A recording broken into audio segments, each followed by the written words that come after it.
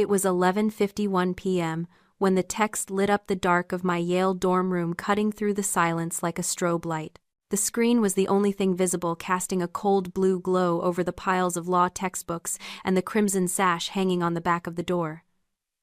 I picked it up, my thumb hovering over the glass.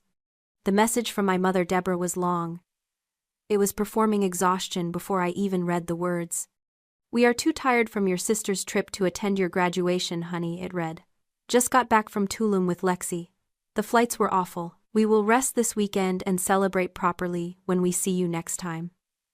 Love you." I read it twice, not because I was confused, but because I was verifying the data. I didn't cry. I didn't feel my heart rate spike or my hands tremble. I didn't ask why.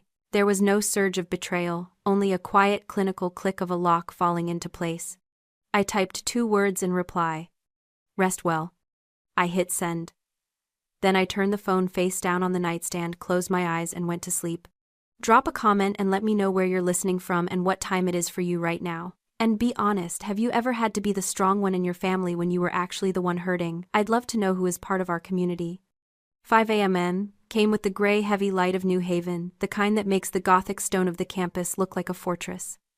I was awake before the alarm. In the bathroom mirror, my face looked the same as it always did. Calm, symmetrical, unreadable. People always told me I had a poker face, but that implied I was gambling. I wasn't. I was calculating. I dressed in crisp black trousers and a white button-down, smoothing the fabric with military precision. Most students were probably still asleep, nursing hangovers or anxiety about their speeches, but I had administrative work to do. I walked across the old campus, the morning mist clinging to the statues. The air smelled of wet earth and ancient paper. When I reached the commencement office, the head usher was just unlocking the doors. He looked surprised to see a student this early, especially the valedictorian. "Miss Mercer," he said, adjusting his glasses.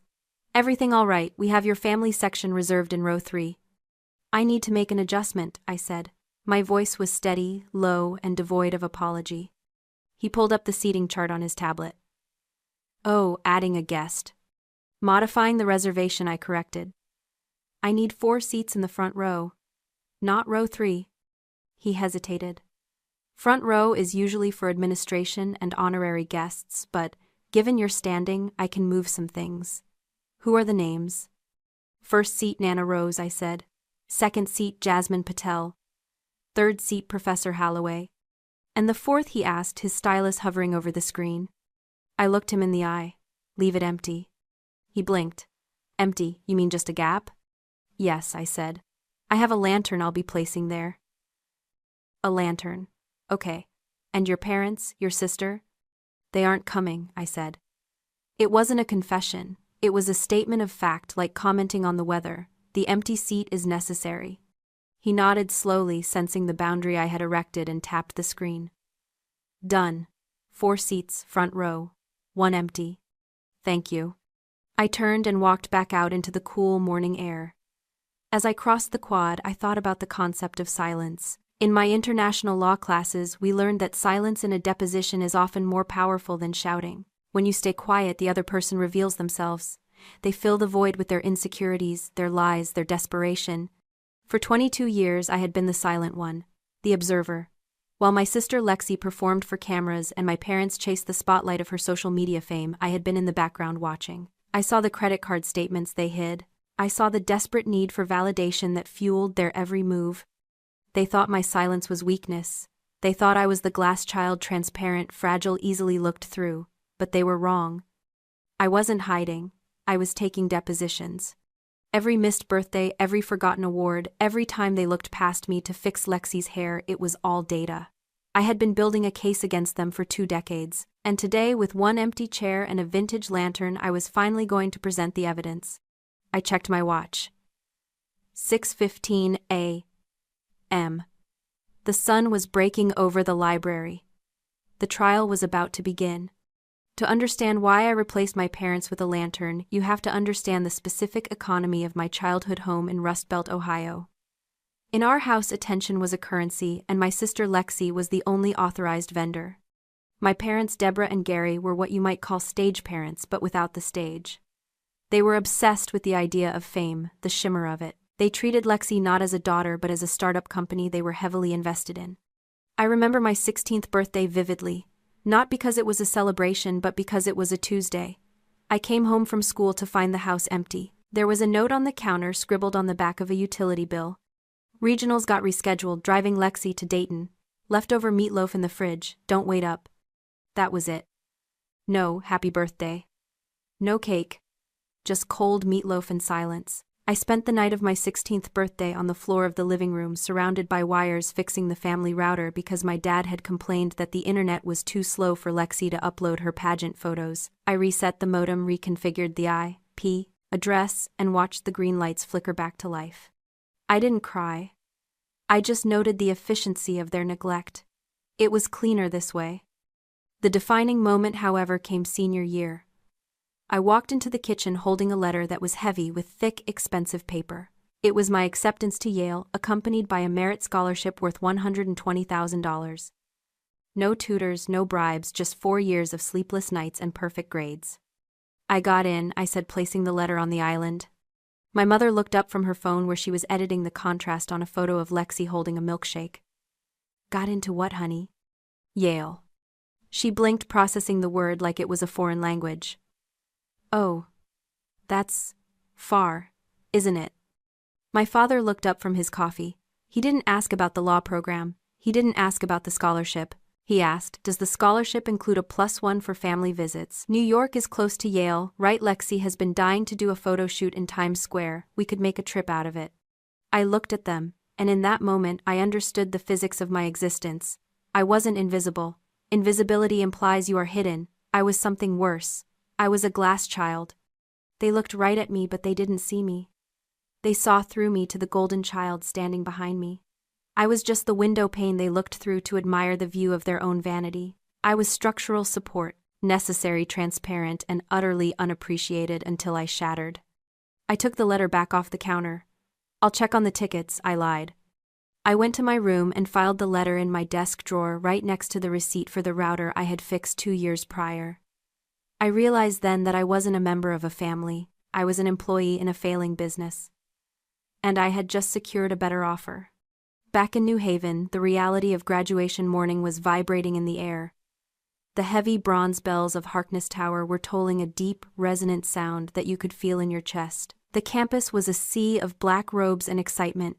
Everywhere I looked, students were hugging their parents, fathers were adjusting bow ties, mothers were wiping tears with embroidered handkerchiefs.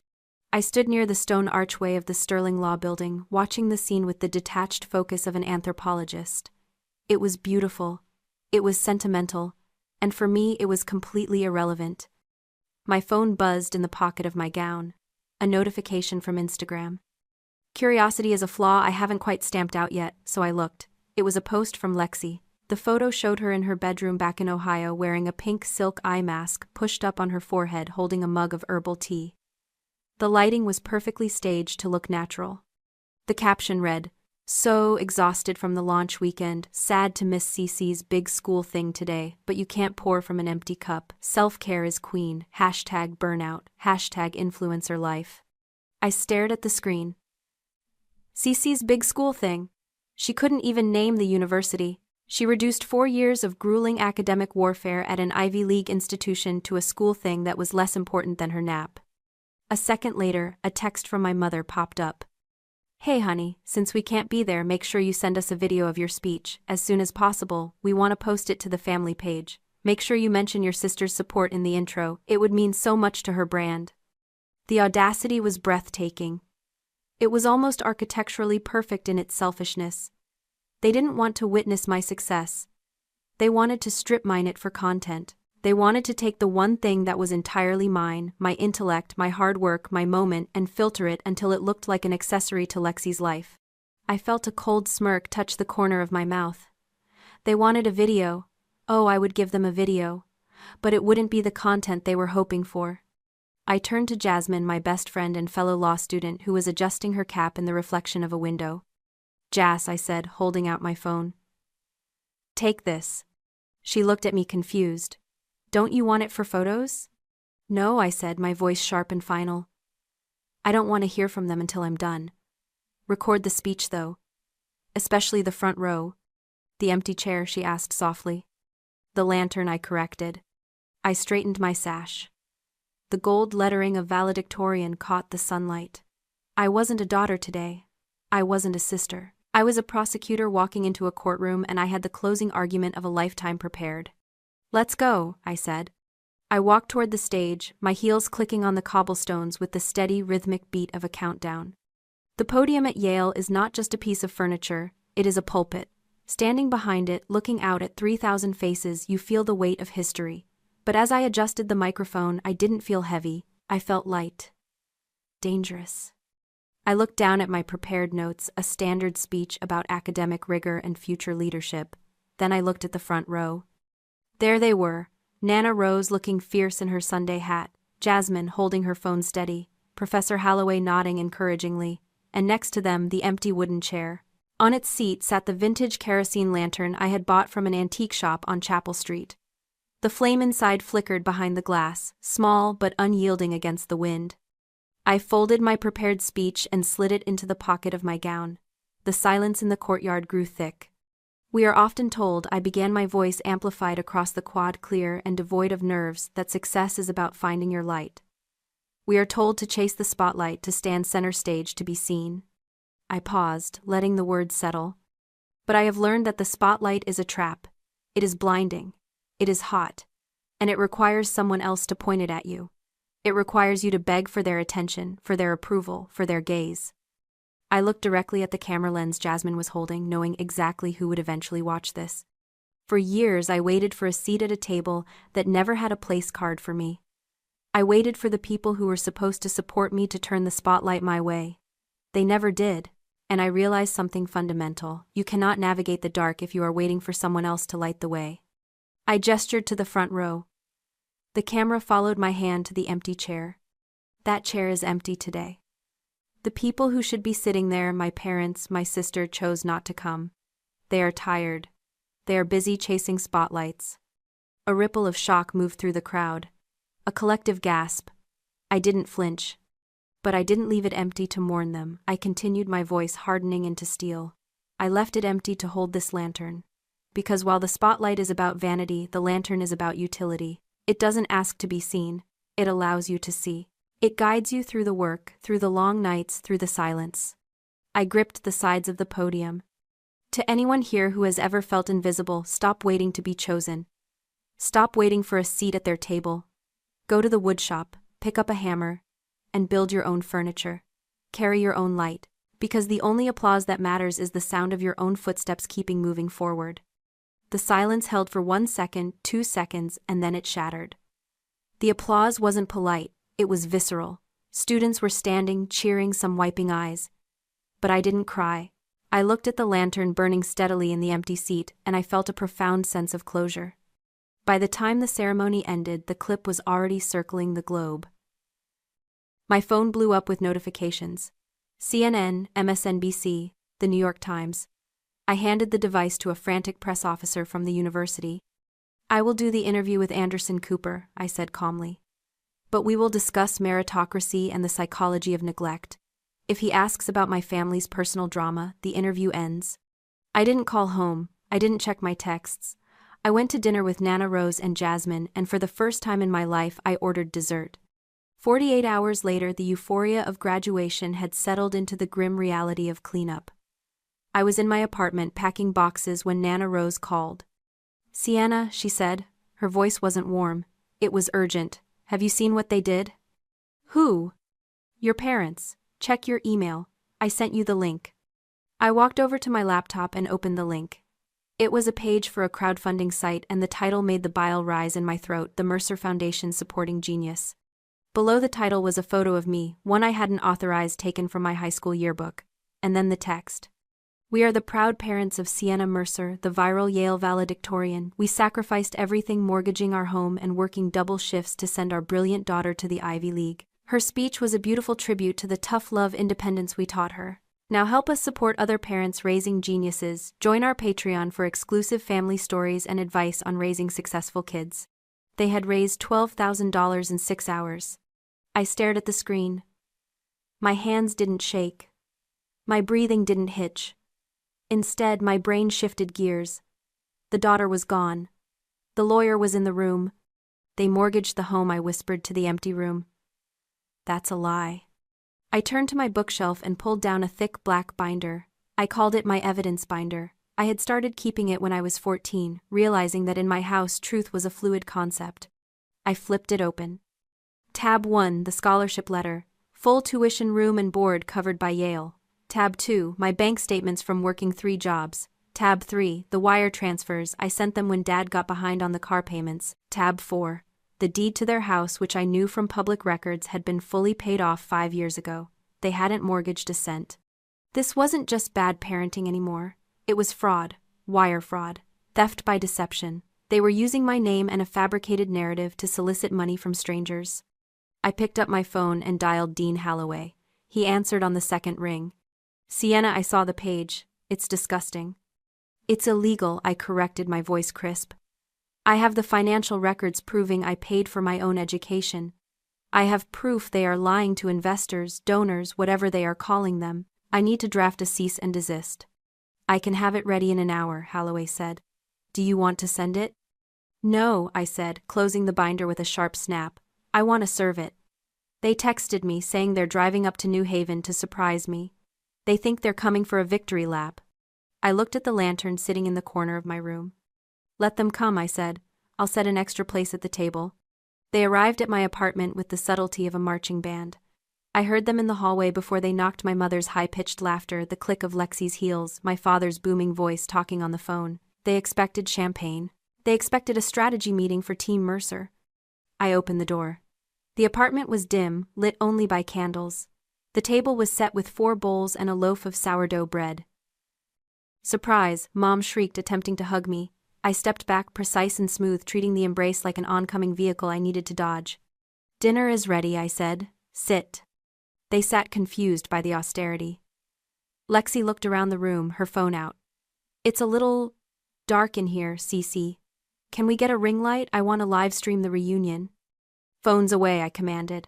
My tone was not a request. It was a gavel bang. Lexi froze, then slowly lowered the device. We ate the tomato soup in silence. The only sound was the scraping of spoons against ceramic. When the bowls were empty, my father cleared his throat. So, Sienna, he started, leaning back. We've been fielding calls all day. Good Morning America wants an exclusive with the whole family. And we were thinking with the foundation money coming in, we could hire a proper PR firm. Really capitalize on this genius family brand. Yeah, Mom added, her eyes gleaming. People love the story of how we pushed you to be independent. It's very on trend. I wiped my mouth with a napkin, folded it into a perfect square, and placed it on the table. There is no foundation, I said. Dad frowned. What do you mean? We launched it yesterday. It's already trending. I reached under the table and pulled out the black binder. I slid it across the wood. It stopped exactly in front of my father. That is a cease and desist order, I said, along with a file of 22 bank statements dating back to my freshman year. Dad opened the folder. His face went pale as he looked at the highlighted rows. You claimed on a public platform that you mortgaged the house to pay for my tuition, I said, my voice ice cold. That is wire fraud. I have the deed proving the house is paid off. I have the scholarship letter proving Yale paid my tuition. And I have the receipts for the $3,000 I sent you last winter so the car wouldn't get repossessed. Sienna, Mom stammered, we're family. You can't sue us. You aren't family, I replied. You are a liability. And I am mitigating my risk. We raised you, Dad shouted, slamming the folder shut. We gave you the space to become this. From the corner of the room, a voice cut through the air like a knife. Nana Rose stepped out of the shadows. I had invited her, but she had stayed quiet until now. Space, Nana asked, walking to the table. She looked at Deborah, her own daughter, with a gaze that could peel paint. You didn't give her space, Deborah. You gave her neglect. You ignored a child for 20 years until she raised herself. She leaned down, her hands flat on the table. Do not take credit for a sculpture you never touched. The room went dead silent. Lexi looked from me to the binder, terror in her eyes. For the first time she realized that her internet fame, her likes, her brand, it was all smoke. I held the fire. I looked at my father. You have 24 hours to refund every single donation and take down the page. If you don't, I will release this binder to the reporter who interviewed you this morning, and I will prosecute. You wouldn't, Mom whispered. Try me, I said. I'm the one who built the furniture. I know exactly how to break it down. They left 5 minutes later. There were no goodbyes, no hugs, just the sound of heavy footsteps retreating down the hallway, escaping the gravity of the truth I had finally spoken. I locked the door and leaned my forehead against the cool wood. I waited for the crash, the tears, the guilt, the old familiar ache of being the unloved daughter. But it didn't come. Instead, I felt lighter. It was the feeling of dropping a heavy pack after a long hike. The air in the apartment felt cleaner. Nana Rose was washing the soup bowls in the sink. She didn't say anything. She knew I didn't need comforting. I needed witnessing. And she had witnessed it. I walked out to the small balcony overlooking New Haven. The city lights were twinkling below, thousands of little lives playing out in the dark. I breathed in the night air, smelling rain and exhaust and freedom. When I went back inside, I picked up the wooden chair I had used for the speech. I carried it to the corner of the living room near the bookshelf filled with my law texts. I placed the vintage lantern on the seat. I didn't light it. I didn't need to. It sat there, sturdy and permanent. For years I had looked at empty chairs and seen rejection. I saw the space where love should have been. But tonight, looking at that chair, I saw something different. I saw room. Room to grow. Room to breathe. Room to build a life that didn't require anyone's permission to exist. Some people will never show up, I whispered to the empty room. And that's okay, because the space they leave behind, that's where you build your empire. I left the chair there. A monument to the girl who stopped waiting and the woman who finally walked into her own light. If you have ever had to build your own seat because no one saved one for you, share this story. Let's remind the world that we don't need permission to shine. I'm Sienna Mercer, and this is for the ones who show up.